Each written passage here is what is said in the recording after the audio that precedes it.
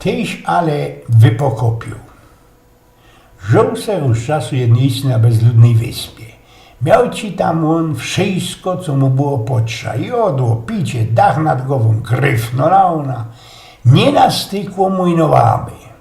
Tam poblisku była druga wysep, kaj mieszkali same żadziolskie i moc łozwięzłe, ale gryfniste, szykowniste babeczki.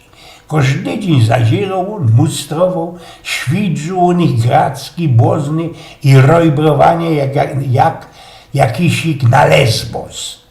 A one już zaś przywołowali go teraz, co on nie poradził ku nim przepłynąć, bo razinku w tym miejscu zawsze było pełno rykinów. A życie jednakowoż miał bardziej rod niż dupczynie.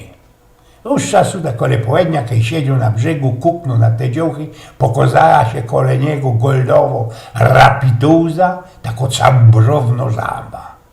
Sedłku schopie, jeże goldowo rapituza i moga spełnić każdy twój winż.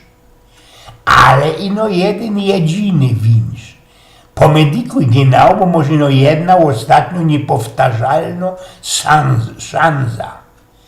Ten istny tak ino kuknął na ta rapituza i godo. A ty mi sam zrób teroski taki mostek. Na to ta goldowo żaba stowo na zadnich szłapeckach i napoczyno wygibać się do zadku. Procno łonej to idzie i bez tuż ty rządzi. Aleś to kurwa wypokopił. Mostek. Eugen z Pnioków.